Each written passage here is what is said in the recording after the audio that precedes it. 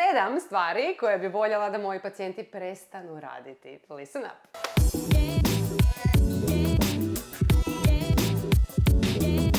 Prvo, korištenje električne četkice kao da je ručna. Četkica koja je koštala desetke, stotine eura i onda... Ne, nemojte to raditi. Znači, električna četkica, sonična, oscilirajuća, treba imati svoje vrijeme i putanju kojom prelazite preko zuba, a ne da vi to još negdje nekako mičete. Znači, stavite u pravilan položaj po 45 stupnjeva na zube i zubno meso i lagano idete sa zuba na zub. I tako osluškujete njezine intervale koje vam daje i polako ju pomičite dok ona obavlja svoje silne tisuće pokreta. Ne morate vi još raditi neke male pokrete. Dobro, šta si loše radim? Pa bez veze radiš, drljaš, oštećuješ, samo guliš zubno meso, ne daješ četkici da obavi svoj posao, znači ono baš krivo. Broj 2. Flosanje, o kojem naravno imam posebni video. Znači, zubni konac kada uđe između zuba nije zamišljen da pili zubno meso, nego ga trebate nasloniti uz jedan zub, pa onda uz drugi zub i ići gore dolje. Znači, želite čistiti plohe zuba prema gore i prema dolje, a ne ući na vrh zubnog mesa i onda njega ići traumatizirati i piliti. Znači, ne četkate zubno meso, nego zube. Broj 3, oldie but goldie, erozivna hrana i piće, znači sve što ima niski pH. Pun je internet tablica na kojima možete vidjeti ako ono što baš vi volite konzumirati spada u kiselu hranu. Čuvajte se takvih namirnica i sastojaka. Naravno ću tu prvo spomenuti gazirana pića, ali i crnu kavu, vino, ocat i sve slično, to vam je prilično jasno, ali ima tu i mnogo druge hrane koja je zapravo kisela, a da toga niste svjesni. Pokušajte malo to istražiti što često konzumirate, a da zapravo može skriveno oštetiti vaše zube. Broj 4, zanemarivanje bruksizma.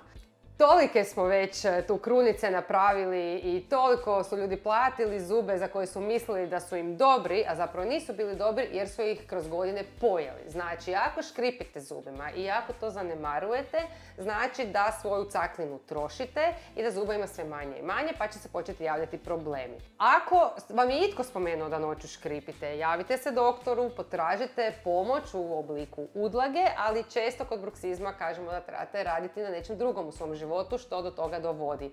Možda nekako psihološko savjetovanje, možda smanjivanje stresa, što god da je uzrok u vašem životu velike tenzije u mišićima i u zglobu, pokušajte na tome raditi. Nemojte to zanemarivati jer će vas dočekati puno kasnije, nažalost, na jedan skup i ozbiljan način gdje će puno zuba morati biti zbrušeno i obučeno u protetske nadomjestke jer cakline više nema. Što je jako veliko iznenađenje ljudima koji imaju zube i u djetinjstvu su zubi prani i održavani, znači puni niz zuba u ustima, a fali pola volumena cakline ili više i onda je to jako tužna situacija. Tako da čuvajte zube od prejakog stiskanja. Broj 5, ovaj mi je drag. Mučkanje vodica bez veze. Govorim naravno o otopinama za usta, razne antiseptičke ovakve onakve vodice i još to pogotovo na bazi alkohola. To nikako nije dobro, nemojte si svakodnevno unositi alkohol u usta i s time mučkati. Time u krajnjoj liniji podižete rizik od karcinoma dna usne šupljine, općenito karcinoma usta. Ako birate vodicu za ispiranje, onda neka bude bez alkohola. Ako ju želite samo malo da osvježite usta, onda može biti bilo koja. Ako trebate pravu antiseptičku vodicu, onda mora sadržavati klorheksidin, no to ne možete koristiti stalno zato što će se početi javljati nuspojave, bojanje zuba i bojanje jezika. Nemojte mučkati vodice samo tako. Razmislite, dogovorite se sa svojim doktorom koju vodicu trebate, zašto ju trebate, zašto zapravo uopće želite koristiti, koji je cilj. Ako je cilj najčešće zadah i osvježenje usta, onda vjerojatno zube treba počistiti. Nećete to riješiti mučkanjem ničega na svijetu, nego čišćenjem zuba. Broj 6 je predugo čekanje u bolovima. Mi tu onako pristojno ne možemo nekom reći pa zašto ste sad tu, a di ste bili prije 3 dana, ali evo sad ću to s vama podijeliti. Ali di ste bili prije 3 dana? Ali di ste bili prije 3 dana.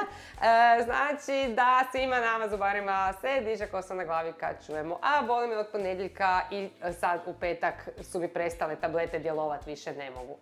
Pa naravno, neće tableta riješiti to što je tako jako boljelo, da je trebalo tabletu. Prema tome, nemojte izbjegavati, nemojte čekati da prestane, nemojte misliti, evo sad ću samo to malo progrmiti, joj ne bi, jer će se to vrlo vjerojatno pretvoriti u jaču bol za vikend, taman kad to ne želite. Pokušajte reagirati na prvu.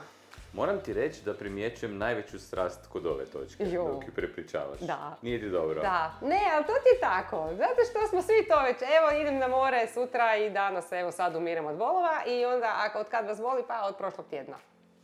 Broj 7, za kraj, nešto što ja nikada ne radim, stvarno, časna riječ, je korištenje zuba kao alata. Je li to zato što sam zubarka pa sve u životu radim s nekim alatom pa sam na to naviknuta ili zato što znam koliko je to loše za zube, ali da, nemojte koristiti zube kao alat. Bez obzira je li se radilo o otvaranju čepova, to jedva izgovorim, odvajanju Lego kockica, trganju selotejpa ili bilo kakve druge ambalaže. Kad vam instinkt krene da ćete nešto zubima, zaustavite se, nemojte zubima. Stop, imate nešto drugo, neke škare, neki nož, nekog prijatelja, napravite to drugačije. Jer zubi nisu za to napravljeni i samo ćete si nešto potrgati. Najgori je primjer koji sam već pričala, čovjek koji je polovio jedinicu kad je držao vješalicu i na to objesio kaput. Naravno da je zub puknuo na pola. Ne, vaši zubi nisu alat. Imam svog favorita, Da. a to je trganje onih nepobjedivih plastika u kojima su tablete protiv komaraca.